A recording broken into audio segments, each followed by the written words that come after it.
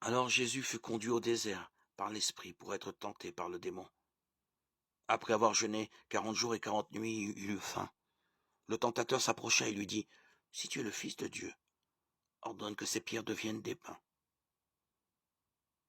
Mais Jésus répondit, « Il est écrit, ce n'est pas seulement de pain que l'homme doit vivre, mais de toute parole qui sort de la bouche de Dieu. » Alors le démon l'emmène à la ville sainte, à Jérusalem, le place au sommet du temple et lui dit, « Si tu es le Fils de Dieu, jette-toi en bas, car il est écrit, il donnera pour toi des ordres à ses anges, et ils te porteront sur leurs mains de peur que ton pied ne heurte une pierre. » Jésus lui déclara, « Il est encore écrit, tu ne mettras pas à l'épreuve le Seigneur ton Dieu. »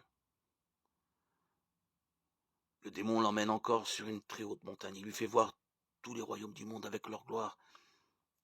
Il lui dit tout cela, « Je te le donnerai si tu te prosternes pour m'adorer. » Alors Jésus lui dit, « Arrière, Satan, car il est écrit, c'est devant le Seigneur ton Dieu que tu te prosterneras, et c'est lui seul que tu adoreras. »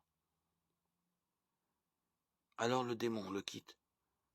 Voici que des anges approchèrent de lui, et ils le servaient. Quand Jésus apprit l'arrestation de Jean-Baptiste, il se retira en Galilée.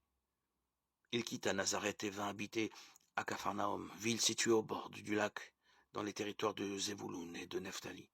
Ainsi s'accomplit ce que le Seigneur avait dit par le prophète Isaïe. Pays de Zabouloun et pays de Nephtali, route de la mer et pays au-delà du Jourdain. Galilée, toi le carrefour des païens. Le peuple qui habitait dans les ténèbres a vu se lever une grande lumière.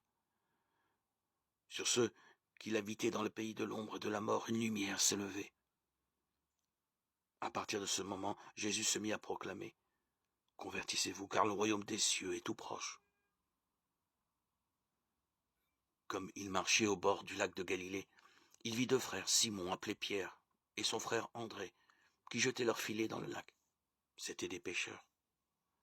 Jésus leur dit, « Venez derrière moi, et je vous ferai pêcheurs d'hommes. » Aussitôt, laissant leurs filets, ils le suivirent. Plus loin, il vit deux autres frères, Jacques, fils de Zébédée, et son frère Jean, qui étaient dans leur barque avec leur père, en train de préparer leurs filets. Il les appela. Aussitôt, laissant leur barque et leur père, ils le suivirent. Jésus, parcourant toute la Galilée, enseignait dans leur synagogue, proclamait la bonne nouvelle du royaume, guérissait toute maladie et toute infirmité dans le peuple. Sa renommée se répandit dans toute la Syrie, et on lui amena tous ceux qui souffraient atteints de maladies et de tourments de toutes sortes, possédés, épileptiques, paralysés, et il les guérit. De grandes foules le suivirent, venues de la Galilée, de la Décapole, de Jérusalem, de la Judée et de la Transjordanie. Évangile de Jésus-Christ, chapitre 4.